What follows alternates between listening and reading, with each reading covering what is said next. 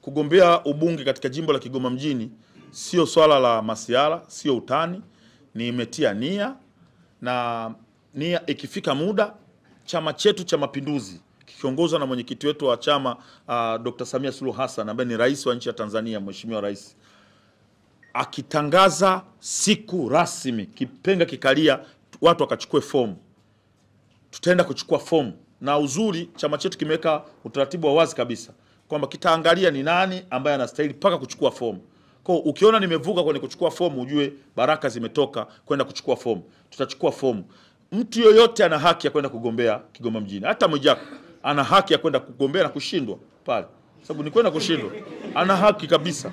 Wala haina wasiwasi wowote. Watu wengi wote, watu wa Kigoma ni wengi. Chama cha Mapinduzi kina hazina kubwa ya watu wanaweza kuwa viongozi.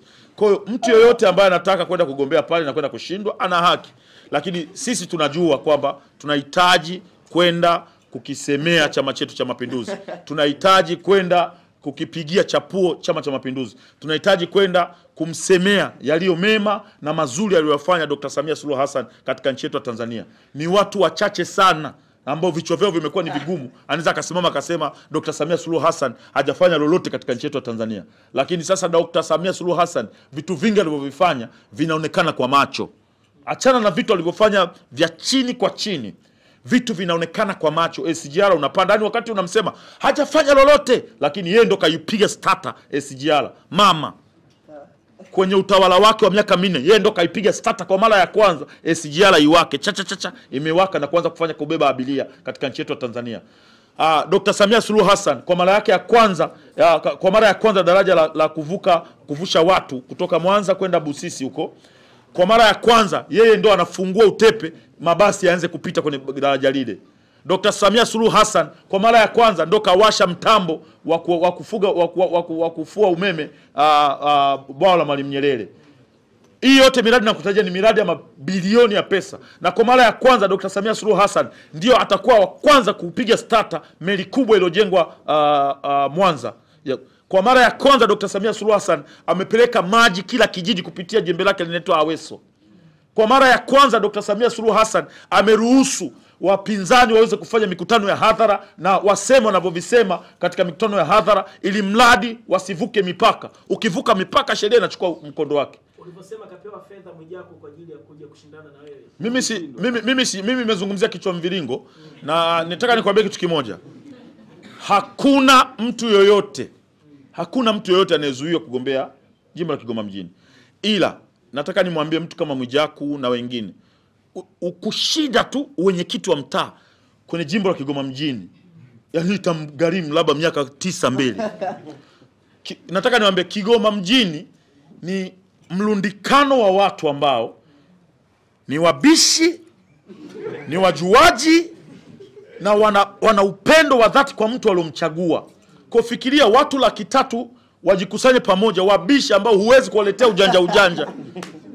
Utapenyaje hapo? Ndio maana mimi nilivyoshinda udiwani kati na narudia tena, jimbo la Kigoma mjini sio jimbo la mtu kunja tu kichwa tu utachukua chochote, haiwezekani. Ni mlundikano wa watu ambao ni wabishi na wanajua vitu na wana upendo wa dhati. Kwa hiyo ukienda Kigoma mjini uwe unajua unaenda kukutana na watu wa aina gani. Sijui kama unanielewa. Na moja kati ya utofauti, kwa mfano Mungu akisaidia chama changu kikatangaza nikachukua fomu na nikaenda kugombea jimbo la Kigoma mjini, najua mtu atakayekutana naye mbele atakuwa ni Zitto Kabwe ambaye ni yeye yuko chama cha upinzani. Umenielewa vizuri? Utofauti wangu mimi na Zitto Kabwe katika jimbo la Kigoma mjini, Zitto anaheshimiwa, mimi napendwa. Kwa hiyo yani huwezi kuzuia mapenzi ya watu wa Kigoma mjini pale. Na iko wazi nitakuwa mbunge kama Mungu akinisaidia wa jimbo la Kigoma mjini, na kuna baadhi ya vitu ahadi ambazo Zitto atakuwa anazitumia kwenye mikutano yake ya hadhara nitazitumia huko, kwa sababu yeye atatekelezaje ana serikali. Mimi nitazichukua ahadi zile nzuri, nikiona hii ni nzuri naichukua na ileta huko kwenye chama changu, naenda kuzifanyia kazi, kwa sababu huwezi kukataa kila kitu. Si amesoma yule? Hapo unakuwa unatekeleza sasa ilani ya chama chake, sio ya kwako. Unatekeleza ahadi ambazo zinaenda kuwasaidia wananchi, sio ilani. Unachukua zile ahadi nzuri ambazo wanazo, kwa sababu yeye ataahidi vitu hawezi kutekeleza. Hana serikali, utatekelezaje? Na ulivyosema kwamba amempa hela Mwijaku, natamani hapo kwa sababu uliandika. Sijasema mimi, sijazungumzia Mwijaku, nazungumzia kichwa mviringo. Alafu kama kichwa mviringo amepewa hela kule aenda kanivurugie upepo, mimi nimesema anaruhusiwa kwenda kugombea na kushindwa, kwa sababu ndio kazi ambayo ndio atakachokutana nacho pale.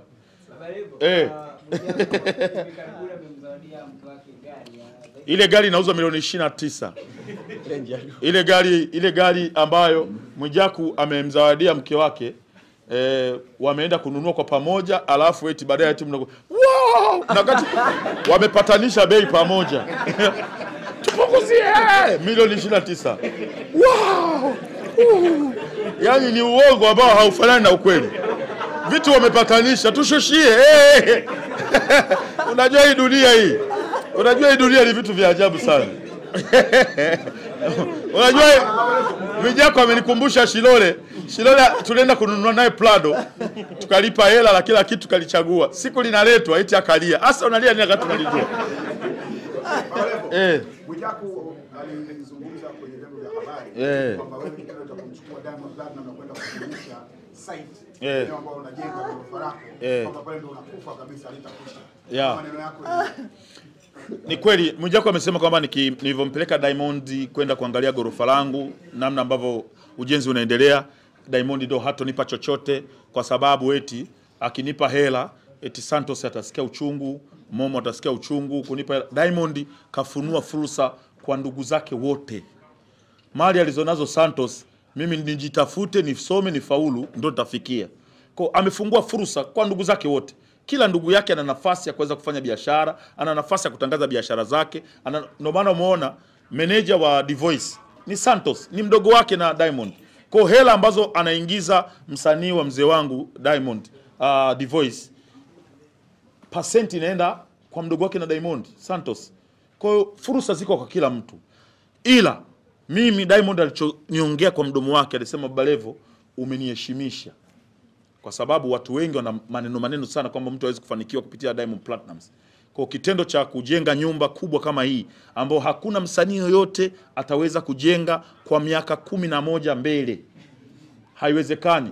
Ukienda kwenye nyumba ya yule Mkenya, hii nazungumzia East Africa ukienda kwa Calligraph, nyumba yake pale Kenya ambao ndio wanatambatamba, ina ngazi nyingi kama kanisa. Ina ngazi nyingi sana kama kanisa. Kwangu ngazi ni chache, lift ndio kubwa. Kwa ajili ya kupandisha watoto na kuwashusha. Utaua watoto kupanda ngazi vigimbi. Sijui kama unanielewa. Kwa hiyo mtu ambaye atakuja kushindana na mimi na ninaamini atakuja kunishinda ni Diamond mwenyewe.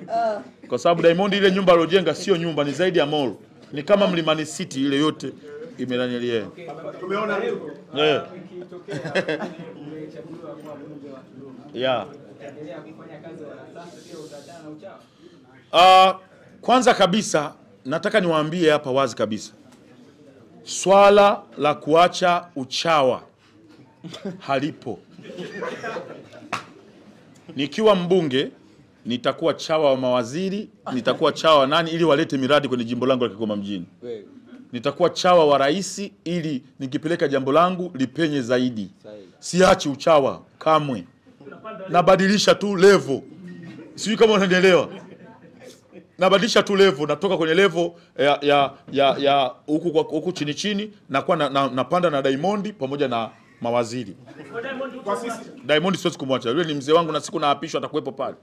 Kwa sisi ambao tunamjua vizuri sana The Voice, maisha ya muziki na hapa ambapo yupo tangepo na WCB, kwanza tuna kila sababu ya kusema hongera WCB kwa kazi nzuri ya kuendelea kumbrand na kumfanya kuwa mkubwa sana kwenye muziki wa Singeli. Na sasa hivi tumeona anakwenda kwenye tour yake kubwa ambayo Mandas wameweka mzigo hapo kuhakikisha kwamba anaenda kuperform na kukutana na mashabiki wake wengi wenye kiu ya kusikia muziki mzuri wa The Voice. Je, Mandas wamejipangaje kuweka punguzo la bei kwenye kukopesha simu kupitia brandi ya The Voice? Mzee Mandasi, jibia tu hapo, ongeza tu sauti mzee wangu.